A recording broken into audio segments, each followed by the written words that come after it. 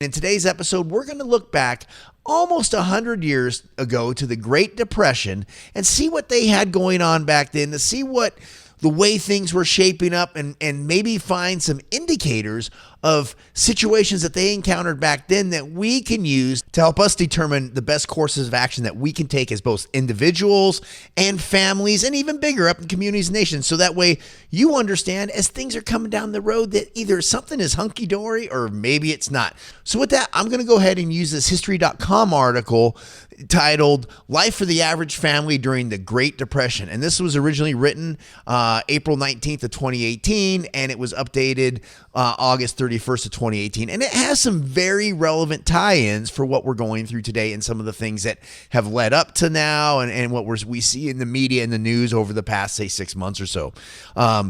This article says the Great Depression, the worst economic downturn in modern history, profoundly affected the daily life of American families in ways large and small. And we can see that happening already with the way the economy is. And now, I don't want to get into whether the coronavirus shutdowns are good or bad. Right now, that doesn't necessarily matter, because when we're looking at our financial situation, we're trying to make projections. Again, we're trying to use the past to possibly project on what's happening in society and look at some key indicators. So again, this is about whether we need to kind of take better heed of what's going on and how we can plan and to get that in our planning process. All right, so the article begins with the Great Depression, 1929 to 1939, was the worst economic downturn in modern history. The preceding decade, known as the Roaring Twenties, was a time of relative affluence for many middle and working class families. As the economy boomed, new innovations allowed for more leisure time and the creation of a consumer economy. But the economic depression that followed those boon years profoundly affected the daily life of American families in ways large and small. Even the affluent faced severe belt-tightening. 4 years after the 1929 stock market crash, during the bleakest point of the Great Depression, about a quarter of the U.S. workforce was unemployed. Those that were lucky enough to have steady employment often saw their wages cut or their hours reduced to part-time. And how does that translate to today? What have we seen since the Affordable Health Care Act was signed in, right? We've seen companies slashing hours as much as possible to get people down under the Affordable Health Care Act or the Obamacare cap, so that way they can be part-time, so those companies did not have to pay those employees their healthcare premiums. Likewise, let's look what's going on right now in the United States. So the U.S. population here on the U.S. and world population clock is the U.S. population is 330,129,250 people. Look, somebody was just born right there.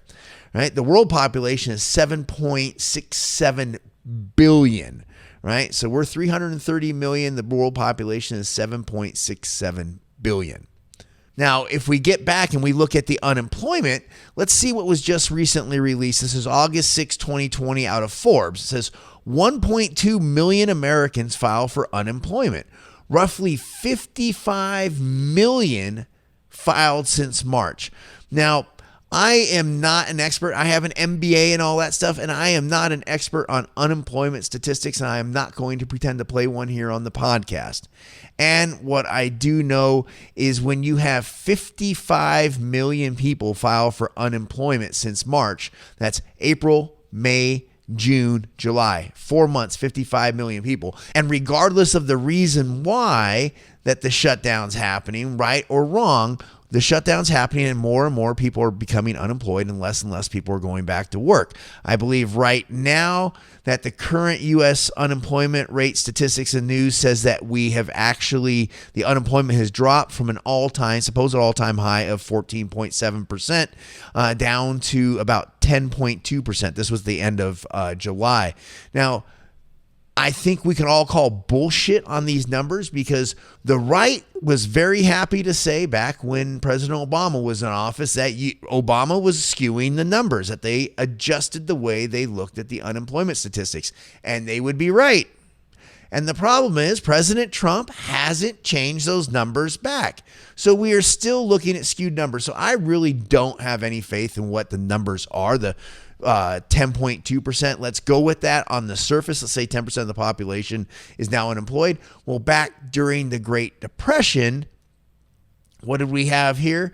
We had 25%. A quarter of the U.S. workforce was unemployed. In other words, when we were at 14.7% unemployment, we are within about 10 points of where we were at during the roughest part of the Great Depression. The article goes on here to state that the total number of unemployed in April was 16.3 million. Most of the unemployed were laid off to limit the spread of the COVID-19 pandemic. Most state governments asked or required non-essential businesses to close. Many of the unemployed expect to be rehired soon. State governments are slowly allowing restaurants, services, and other non-essential businesses to reopen. Yes, they slowly are. And that's slowly. That means a lot of people are still out of work. There's huge financial impacts going on. And guess what? The federal government went home on break. Yep, according to this August 13th article on CNBC, Senate adjourns through Labor Day without reaching a stimulus deal. Here's where things stand now. And don't worry, we're getting into the fact that Congress, likewise, is on adjournment right now. Yep, when we have a pandemic going on, financial stuff going on, all this crap going on, yeah, they all adjourned and went home. Yeah, thanks, guys. You're the best. The Senate is officially adjourned through Labor Day despite not coming to an agreement on its next coronavirus stimulus package. Congress and the White House have spent the past few weeks debating what to include in the package, but have been unable to come to an agreement. One of the biggest sticking points, jobless benefits. Democrats want a continuation of the enhanced unemployment payment of $600 per week, while Republicans say that amount is too high. Democrats are also pushing for more than $900 billion for state and municipal aid and $60 billion in food assistance, far higher than what Republicans have proposed. House Speaker Nancy Pelosi said the two sides would not strike a deal until Republicans added $1 trillion in aid to their bill. Now, I don't even want to get into the amount of whatever we're adding here, because what I want to get into is the fact that the Senate and the Congress, they have to strike a deal. But they didn't do anything. You know what? Hey, what does it matter? They've already paid all the hedge fund people. All the corporate America has gotten trillions of dollars. And now when they're talking about what they're going to do for we the people, oh, hey, go fuck off. We're going home for vacation. Yeah, we're taking off till after Labor Day. And according to History.com, Labor Day this year is on September 7th, Monday, September 7th. So what is that, 2-3 weeks that they're going to be out of here, that those jackasses are going to be out home, hanging out, doing whatever they do, not negotiating while all this stuff is going crazy still? Yeah, really good. Because regardless of what side of the aisle you find yourself on, the right, the middle, the left, the up, the down, the under, the over, it doesn't matter, because all the assholes went home. They're all on break. So again, doesn't matter how you see it, whether you're for the eviction moratorium, against it, kind of lukewarm, good, whatever on it, ain't getting decided right now. Stimulus checks, not getting done. Student loans, nothing there. Unemployment insurance, nothing, right? Again, you cannot be for it. You could be for it, whatever you want, but it ain't happening no matter what, because all of our meathead politicians have gone home. Yes, I got to have a recess. I need to go get my chocolate milk and go home because I'm so tired. Oh, I got to go home. Hey, I wonder how many of those politicians that are heading back up to the Northeast, states that have the 14-day mandatory quarantines going in, I wonder how many of those politicians have to go home and quarantine for the next, 2 out of the 3 weeks are going to be home, right? Like, oh, we're going to hang around till Labor Day. We're going to be in quarantine till just right before Labor Day, and then we go back to work. So basically, they're going home and ain't doing shit for we the people. Hey, real quick before we move on, I want to cover something that doesn't make any sense to me, but hey, maybe it makes sense to you. And if you have the answer, go ahead and leave it down in the comments below.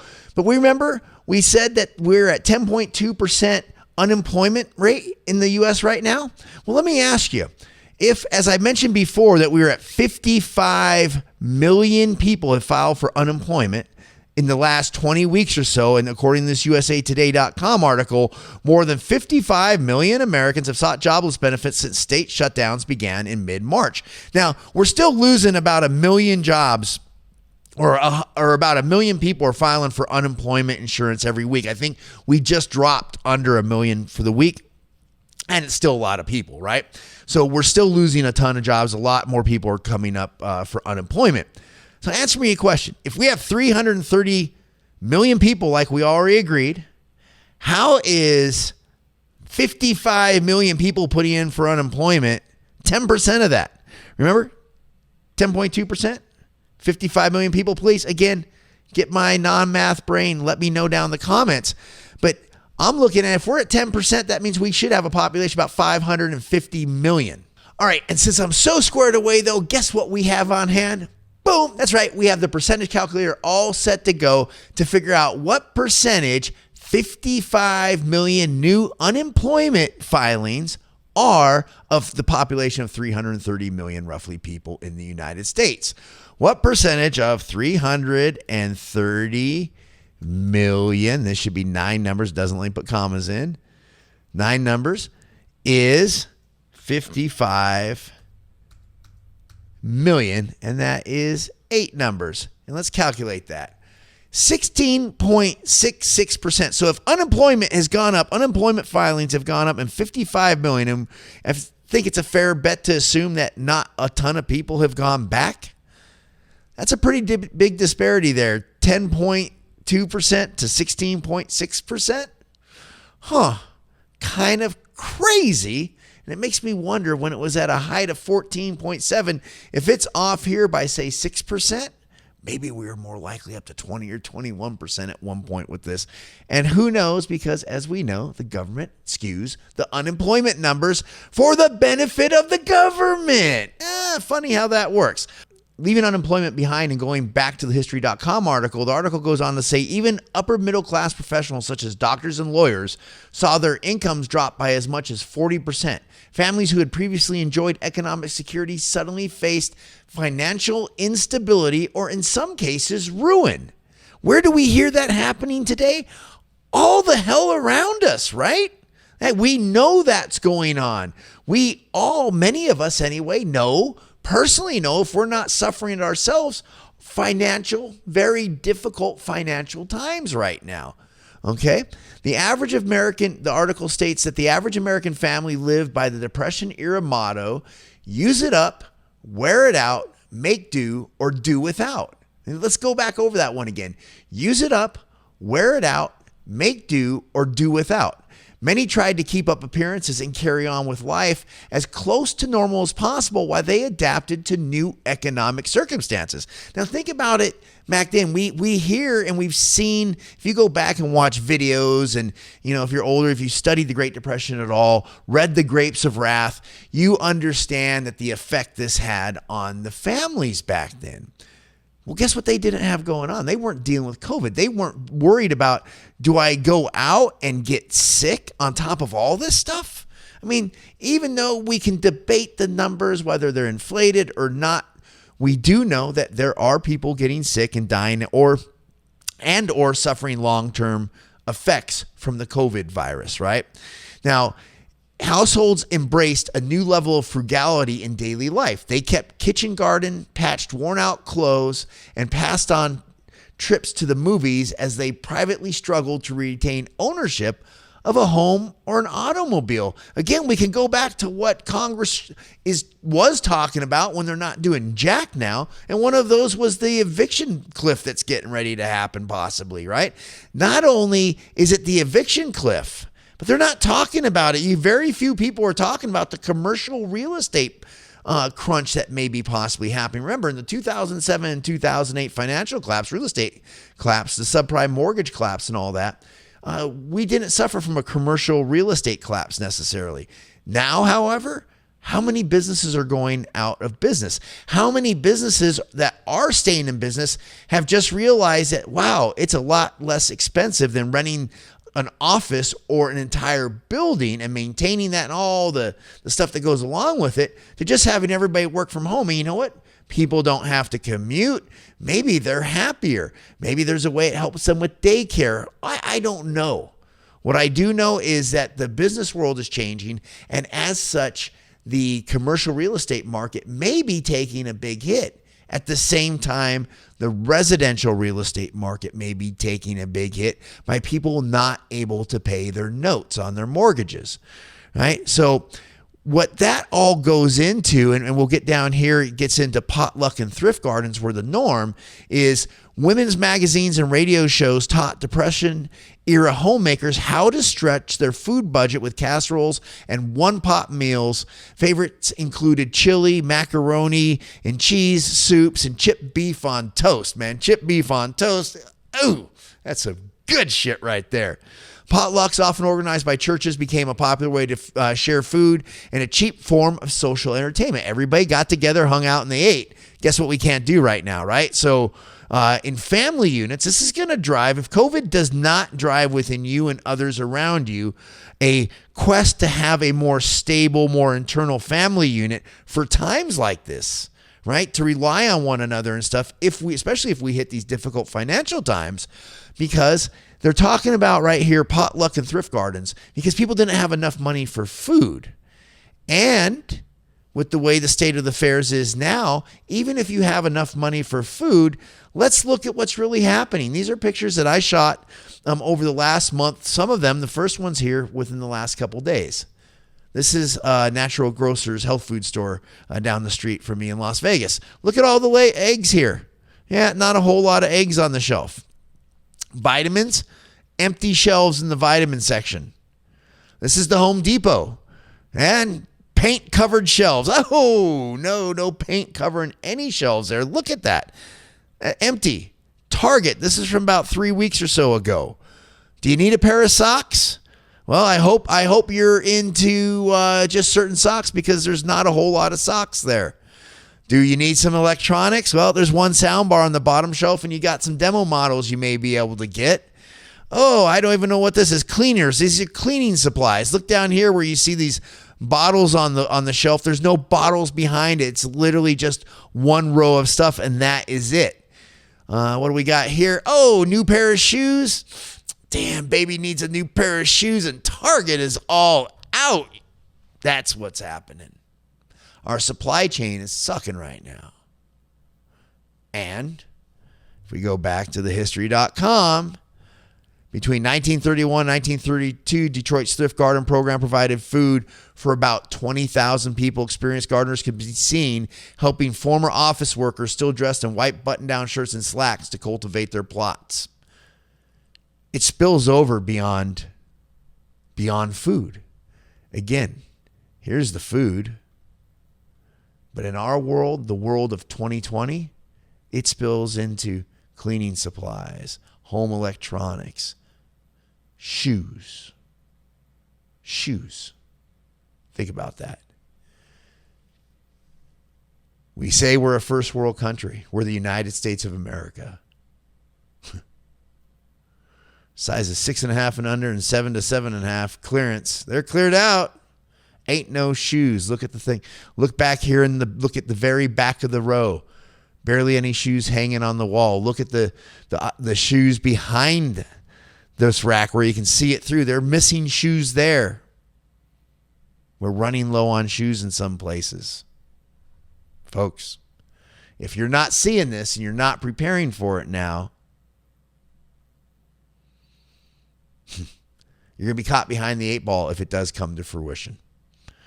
All right, so let's move on. Now, we're talking about food.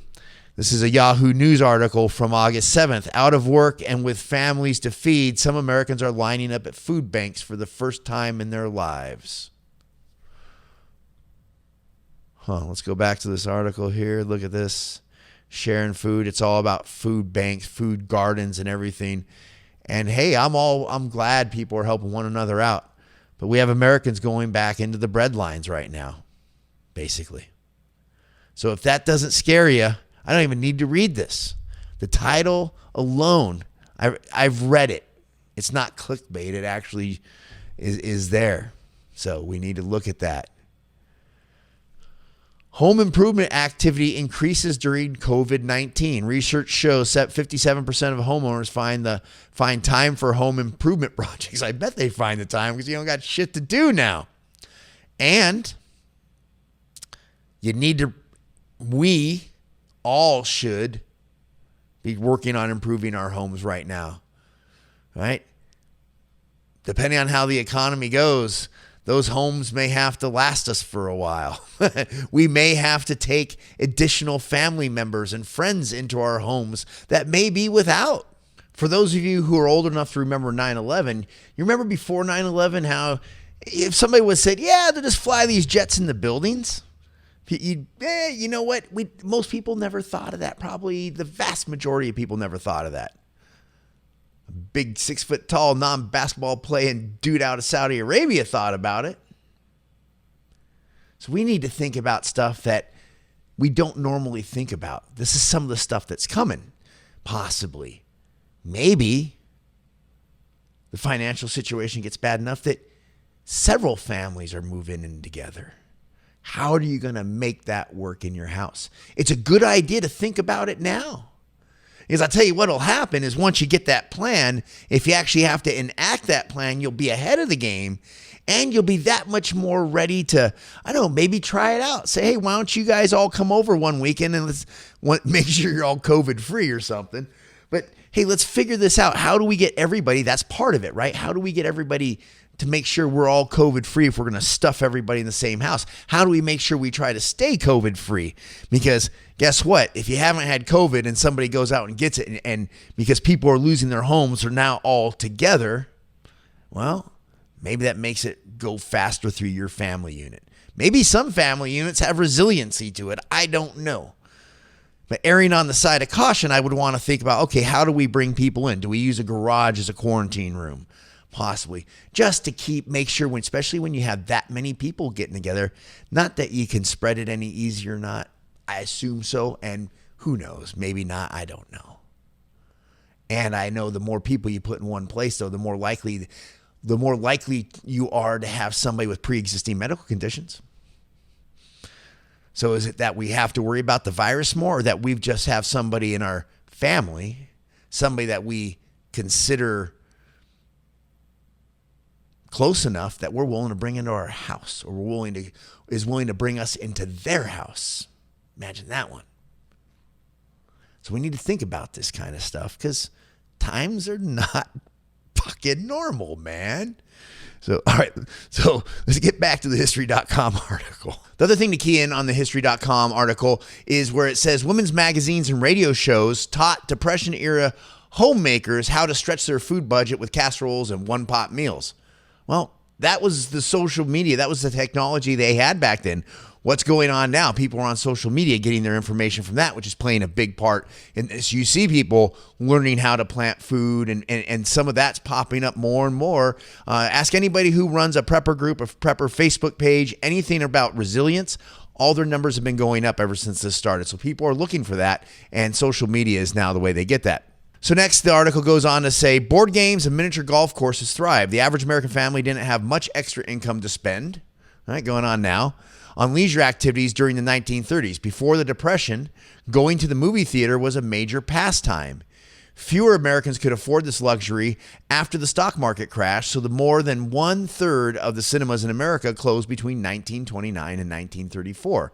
More than 1/3. It's kind of like going out where you see with COVID now a bunch of the restaurants that are closing and stuff. I know Southern California and big restaurant cities are getting hammered right now with some of these closures where they're saying, I think I've heard upwards of some at the far end, 50%, but people in the industry are saying maybe 25% or so, give or take, of restaurants may not come back after this, after everything opens back up again.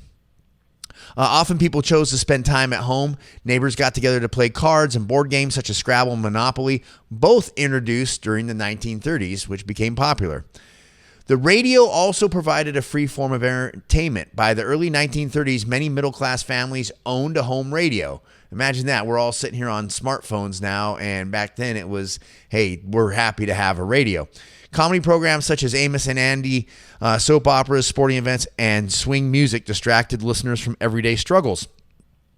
What's going on right now with social media, right?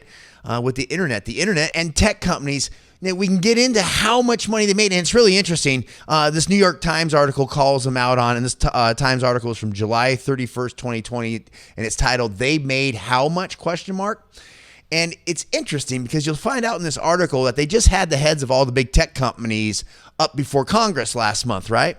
Well, kind of crazy that the day after they did their testimony is when they all released their profit statements. Weird. And when we're talking profit statements, let's look back at the New York Times article that starts with, "That's a lot of money." The article starts, "It's certainly been a busy week and I'm glad to be here," Sundar Pichai told investors as he presented Alphabet's, that's Google's, latest earnings. The day after he and his counterparts at Amazon, Apple, and Facebook faced a 5-hour congressional grilling, about their current state of financial dominance? I guess not. The tech giants all unveiled better than expected profits, much, much better than expected. Combined, Alphabet, Amazon, Apple, and Facebook earned more than $28 billion. And in after-hours trading, the companies added $250 billion to their market caps, according to Bloomberg, pushing the total value of the firms above $5 trillion, or about a fifth of the entire S&P 500. So we have Alphabet, Amazon, Apple, and Facebook, 4 companies that are worth about a fifth of the entire S&P 500. Talk about good timing. Focusing on the bumper haul was a relief for the exec. This gets into the current economy. But here, I just want to show you what these companies make and how this pushing us into these lockdowns and everything we have going on, how this is resulting in profits for them. And remember, this is the first year, I believe, that Amazon has paid taxes since 2017, something like that. In the last couple of years, first year that Amazon has paid taxes. Alphabet reported its first ever decline in quarterly revenue, hurt by a slowdown in advertising, but its $7 billion profit comfortably beat analyst forecasts. Oh, that's good. I guess your analyst must have missed that one. You ended up getting an extra $1 billion or something there. Amazon had warned investors to expect profits to be wiped out by $4 billion in coronavirus-related costs, and they did. Amazon, man, they retooled a bunch of their delivery centers and their distribution centers and all that to get them prepped so that way workers can go back in and be safe. And they have a bunch of procedures and everything involved. Amazon's doing a really good job on that. Although the firm spent as much as promised, sales grew so fast that it turned a $5 billion profit for the second quarter, double the result of the year before. Its second quarter sales of $89 billion were $8 billion more than analysts expected. I guess that's good. And here's old Zuck, right? Facebook reported that profits doubled to $5 billion as its monthly active users rose by 12% to 2.7 billion. And then Apple said that its profits rose by 12% to more than 11 billion. So as we all get forced into the matrix, the tech world, whatever we have going on right now, understand that, hey, yeah, they're making a lot of money. And remember, they have all kinds of tax breaks and this stuff. I mean, Amazon, again, didn't pay taxes the last 2 years, right? Like literally, I think I saw a quote. I think it was a quote by Bernie Sanders, but he said if you paid your $79 or is it $119, something like that for Amazon Prime, you paid more than Amazon did in taxes the last 2 years. Going back to the History.com article, women entered the workforce in increasing numbers. Some families maintained a middle-class income by adding an extra wage earner. Despite widespread unemployment during the Depression years, the number of married women in the workforce actually increased. The article goes on to say that some people criticized married women for taking jobs when so many men were out of work, though women often took clerical or service industry positions that weren't seen as socially acceptable for men at the time.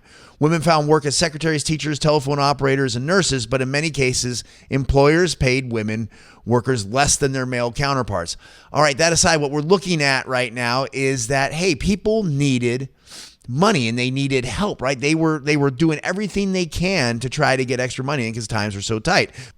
And while people were trying to do what they could to get by, it was just a really rough time, kind of like a lot of people are experiencing now. And that's where, just like now, Uncle Sugar gets involved. And as the article says, once Uncle Sugar gets involved, he's always around, always there with us, right? It says that families on government support were less stigmatized. The New Deal programs of President Franklin D. Roosevelt meant the expansion of government into people's everyday lives after 1933. Yeah, well, we're still suffering with it today. Many Americans receive some level of financial aid or unemployment as a result of New Deal programs. Prior to the Great Depression, most Americans had negative views of government welfare programs and refused to go on welfare. In some towns, local newspapers published the names of welfare recipients. Wow, where have we seen that in recent times? People publishing newspapers, the media, publishing names to out people to cause people problems, right? Using the media as some sort of justice weapon, right? right? While attitudes towards government assistance began to change during the Great Depression, go figure, going on welfare was still viewed as a painful and humiliating experience for many families. So what's going on now with that, right? Where are we at? So again, Congress, Senate, they all went home. And so that's what they're talking about. Will you get a second stimulus check in Trump's executive order? Now, I know that he put this executive order out. There's all kinds of stuff going back and forth. And this article was from August 8th, from about a week ago. And it says here, will Donald Trump send you a second stimulus check by executive order? Here's what you need to know. Second stimulus checks. Trump signed executive orders today for a payroll tax cut, enhanced unemployment benefits, an eviction moratorium, and student loan relief. Now, on some of that, the payroll tax cut, my understanding is that is getting deferred to the end of the year. You're still going to have to pay it possibly, but it will be deferred, right? Enhanced unemployment benefits, eviction moratorium. That's a nice to have. They're not, some states may be trying, but they're not forcing you for banks to not evict people or to foreclose on loans. They're not forcing landlords not to do it. So that's a nice to have. And then student loan relief. Well, we can get all into the student loan relief. How about it's the student loans that possibly have caused the cost of education to go through the roof so high? Trump indicated all week that if Congress did not finalize a stimulus deal, he would take executive action. Yeah, we know they did that, and that we know that, like, hey, they're looking at coming out with more stimulus checks. Problem I have on the stimulus checks, hey, it's great if it helps people out because there are people really struggling to get by, and we could talk about the whole, whether that's a good thing for the economy and overall, but there are people who right now need money in their pocket, and maybe that does something. My problem with it, again, is before those people got any of their money, all these hedge funds, all these big corporations, they got paid trillions, and they're tossing peanuts at. And you know what? They didn't even stick around long enough to really toss the peanuts at everybody this time because, again, they went home. So there's this disparity. Again, it's about these class, in my opinion, it's about this class thing we have going on. Let's take care of our buddies. Let's take care of the people who finance our campaigns. And, hey, screw all the other people. But I guarantee you, get on YouTube right now, you probably see some people on there asking you to donate to political campaigns. Hey, give us some of that money so we can run these political campaigns. All right, back to the article. Economic hardship caused by family breakdowns. The stress of financial strain took a psychological toll, especially on men who were suddenly unable to provide for their families. The national suicide rate rose to an all-time high in 1933. Marriages became strained, though many couples could not afford to separate. Divorce rates dropped during the 1930s, though abandonments increased. Some men deserted their families out of embarrassment or frustration. This was sometimes called a poor man's divorce. It is estimated that more than 2 million men and women became traveling hobos. Many of these were teens who felt they had become a burden on their families and left home in search of work. Riding the rails, illegally hopping on freight trains became a common yet dangerous way to travel. Those traveling the country in search of work often camped in Hoovervilles, shanty towns named after Hoover, president during the early years of the Great Depression. All right, so just like back in the Great Depression, people were experiencing increased suicide rates, increased difficulty dealing with what was going on around them, the despair and all that they had, the struggle that they had to get by and raise their families from day to day. So this article from News Medical Life Sciences from July 24th, 2020, talks about that, talks about how people are struggling today. And it starts with the title is COVID-19 has substantial negative impact on physical and mental well-being of families. The ongoing disruptive changes from efforts to reduce the spread of COVID-19 are having a substantial negative impact on the physical and mental well-being of parents and their children across the country, according to a new national survey published today in Pediatrics. Families are particularly affected by stressors stemming from changes in work, school, and daycare schedules that are impacting finances and access to community support networks, according to the 5-day survey of parents across the U.S., run June 5th through June 10th by Monroe Carroll Jr. Children's Hospital, Vanderbilt, and Ann and Robert H. Laurie Children's Hospital, Chicago. The top line results show, here's the stats.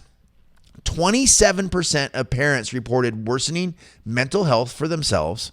14% reported worsening behavioral health for their children, and 24% of parents reported a loss of regular childcare. So what does that all say?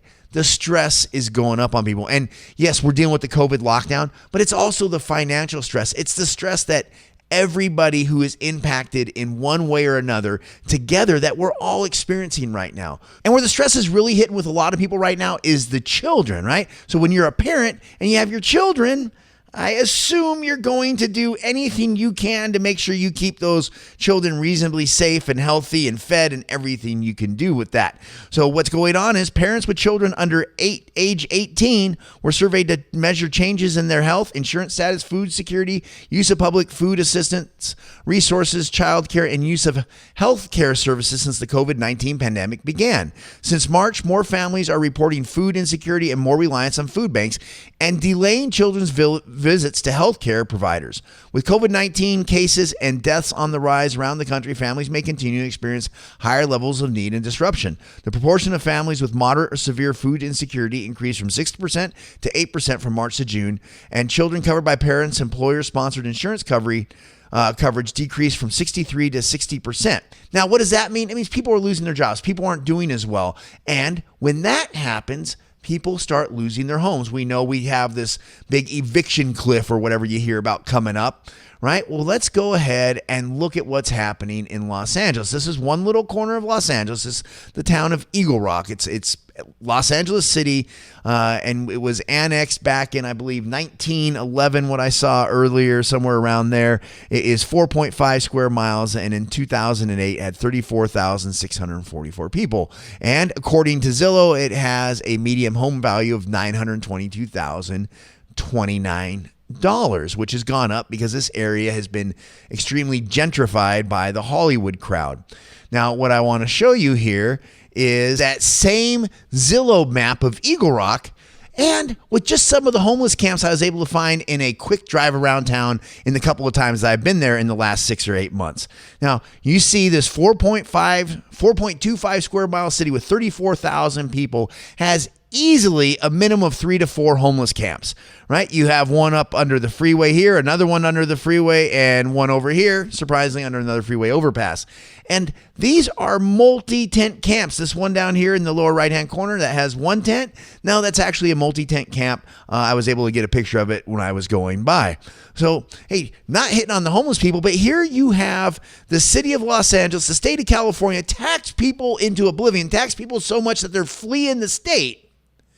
And yet they have no plan to do anything. Actually, it's getting worse. Maybe that's their plan, because if you look into what's going on in LA, there is all kinds of major conspiracy stuff happening there, a pay-to-play of government officials on the take. It's a complete mess out there, and it's getting worse. And it is sad, and it says something for the city that tries to present itself as being for homeless, about trying to help people and do the right thing, when you have a town that has a median home value of around $1 million, and it has homeless camps all over that little square corner of town. And you can see them here in some of the bigger pictures. This is a former commuter lot that they closed down that has a number of tents, and these tents are increasing on a fairly regular basis. You see the tent here, piles of garbage, and this is a much better, more clean homeless camp than many of them. Here's one that they have a Christmas tree. This was up from last December when I was driving through the area, and they had a lighted Christmas tree there. And what does all this mean? What this means to me is that when you have a homeless population that's booming because people are getting desperate, so desperate that they have to live in a tent, well, what does that say about their source of food, their source of income, their source of money? Well, some of those people, unfortunately, are going to probably turn to crime, right? They're going to drive around. And in this little corner of LA where you have $1 million homes, you're going to see the crime rates go up, just like we see around the country. Now, let's get back and let's talk about some of this real quick back in the History.com article, which the last section of the History.com article is titled, "Crime Was Mythologized, but this was largely hype." Famous outlaw duo Bonnie and Clyde went on a 2-year bank robbing spree across America, while in New Jersey, famous aviator Charles Lindbergh's toddler's son was abducted, held for ransom, and then murdered. High-profile events like these, broadcast through radio announcements and in newspaper headlines, contributed to a sense of lawlessness and crime in the Great Depression, stoking fears that hard times had created a crime wave. but this was more hype than reality, according to the article. Violent crimes initially spiked during the first few years of the Great Depression, but nationwide rates of homicide and violent crime began to fall sharply between 1934 and 37, a downward trend until the 1960s. Well, what do we see happening now? We see law enforcement, we see crime, we see it all being leveraged from one side against the other.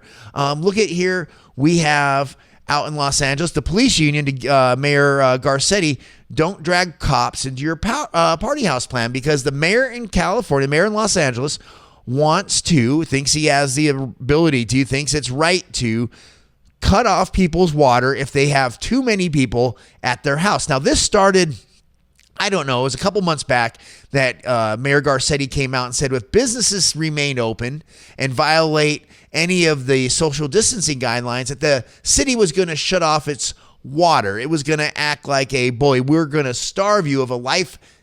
You need water to survive kind of thing. And people say we can buy bottled water. Well, unless you're going to shit in a little bottle of water, you need some water somewhere, right? So you have Eric Garcetti, who is a legacy politician. His father was Gil Garcetti, another mayor. Kind of funny how you have some of the Cuomos and all these people around, right? So he was just going to shut off water to people's businesses. And people said, well, I can get on board with that maybe. And, and maybe in a way you can, because people have to go buy food somewhere. I don't know. That's a debate we could have another time. And it didn't stay there, obviously. It started with businesses. And now he's threatening to do it to people who have parties at their homes, have large gatherings at their homes. Okay, where does it end? That's the problem with this shit. When you go down these slippery slopes of people, idiots like Garcetti, deciding what they're going to do and what rights they're going to abuse and what they're going to leverage against people, where does it end? Go watch the Hunger Games, see how that works out for people. Now, let's get over to, as this goes on, let's get over to some crime stats. Article from CNN. This is from June 16th. New York City crime stats show spike in burglaries and murders so far this year. Murder, burglary, and grand larceny auto crimes have spiked in New York City this past month compared to the same period last year, while rape, robbery, and grand larceny crimes have declined, according to New York Police Department statistics.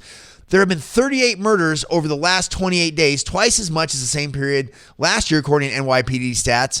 As of up to June 14th. So far this year, there have been 159 murders, which is 25% higher than last year, the stats show. And again, what are we seeing? Whether you're on the right side of the police, the left side of the police, wherever you stand at on the police, we see police retiring en masse. We see police saying, I'm not going to get involved in this stuff. Again, I've talked about policing issues and some things we can do to help the police. We need to help the police. We don't need to get rid of the police. We see what's happening when you get rid of policing. It's a very difficult job. We need to help them do their job better. We need to provide them with therapy because they deal with a bunch of bad stuff. We need to make sure that they have enough cops on a scene so someone is not buried deep in their emotional brain of fear by themselves facing down a bunch of people, which leads to possibly a violent interaction that the police end up killing somebody through an escalation and use of force incident. All right, next let's go ahead and look at this Forums article from August 2nd titled, Shootings and Gun Deaths Continue to Rise at Alarming Rate in Large U.S. Cities. Many large U.S. cities, including New York, Philadelphia, and Chicago, have been plagued by a recent surge in shootings and subsequent fatalities, escalating debate over gun violence, which has disproportionately impacted communities crippled by the coronavirus pandemic and ensuing recession. Key facts. There have been a total of 777 recorded shootings in New York City from January 1st through the end of July, which is more than New York City had in the entire year of 2019. More in the first 6 months of the year than in all of 2019. I wonder why that is. De Blasio, just go ahead. Hey, protesting, man, I will go protest with people. Man, get your protest on. The minute you start getting your fucking riot on, go fuck yourself. And de Blasio, you're helping them out, man. You are adding fuel to the fire because you're just a butt nugget who is, I don't know what you're doing. I hear the rumors out there that you're trying to grab commercial real estate up. Hey, I don't know. We'll talk about that in a minute. More than 240 people have been killed and more than 1,000 shootings have been recorded thus far this year in Philadelphia. According to statistics released by the Chicago Police Department, through the first 7 months of 2020, there have been 440 homicides. 440 homicides and 2,240 people shot, which accounts for 150 more gun deaths and 760 more shootings in Chicago compared to the same time this period last year. Yeah, it's the gun's fault, right? Go ahead, left. Keep blaming it on the motherfucking gun. You see, that's working out so well. No, it's not the gun's fault. It's the fact that we don't help people, that we don't figure it out, that we don't deal with the situation at hand, and we find bullshit talking points all around it to advance a political narrative, a political agenda, do fundraising and bullshit. You politicians, you fucking worthless politicians in Chicago and all around the country that do this shit, you're responsible for these people's deaths. A review of crime statistics among the nation's 50 largest cities by the Wall Street Journal found that reported homicides were up 24% this year. Yeah, keep breaking the back of the cops. Keep ignoring the problem. Keep taking the problem and politicizing it, people. That's the way we really solve the problem. Homicides were up 24% this year. And we're worried about a fucking virus right now? We're killing each other. And man, we don't pull it back in, might see a whole lot more killing coming on. New York City crime spikes as the last straw, pushing anxious residents to flee. This is an article out of Bloomberg on August 14th. A recent crime spike, including a surge of shootings, is giving some New Yorkers another reason to leave.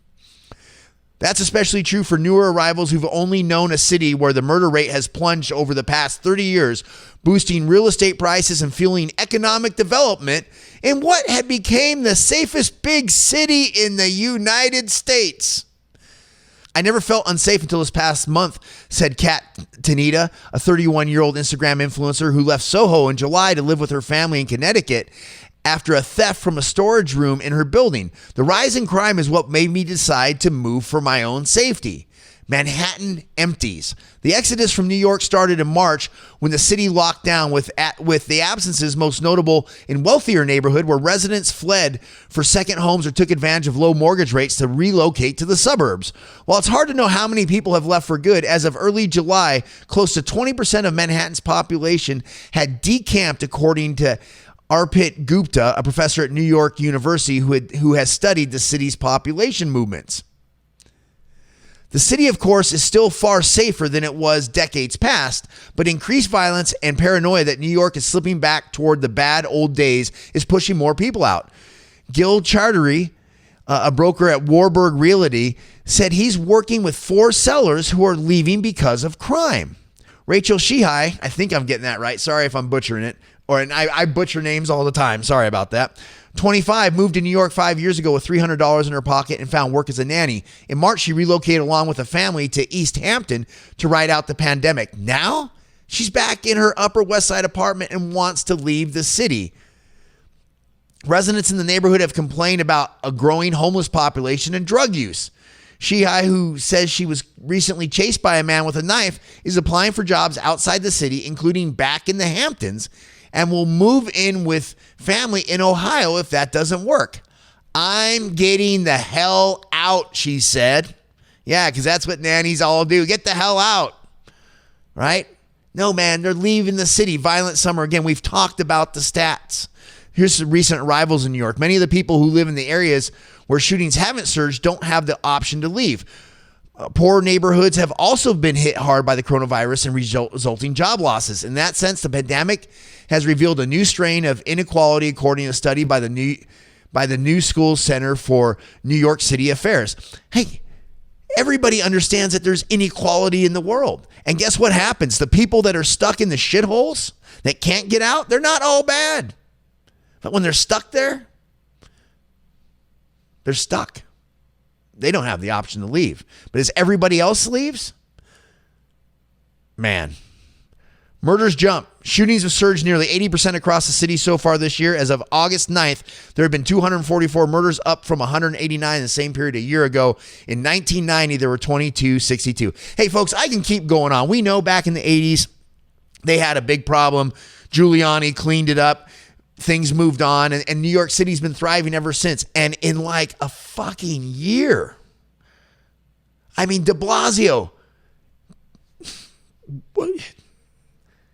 And New York, all those people leaving, how many of you voted for him? How many of you would just voting? Our vote, our voice has consequence these days. Ever more with the more even split. Now you have a big middle that's forming up that's tired of the left, tired of the right. So we'll see what happens. But understand, when you go to the polls, when you mail it in, or whatever the hell form our elections take,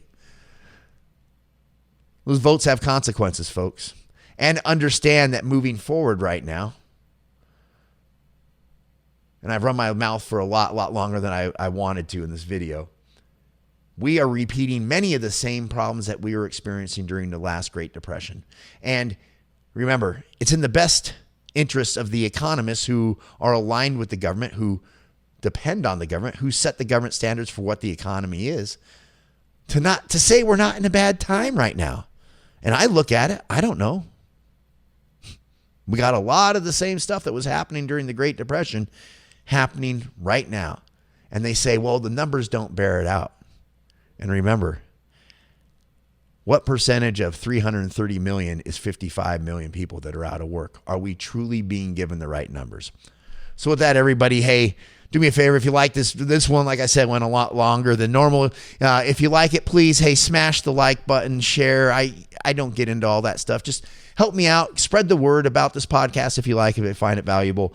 And hey, go into whatever we're going into with as much information, as many viewpoints. That's why I go through all these different articles in here, to get a broad spectrum of what's going on out in the world and hopefully help you make some better decisions down the road. So with that, hey, as always, I say, with the mind for survival here at the Duffel Blab, stay safe, secure, and prepared, and never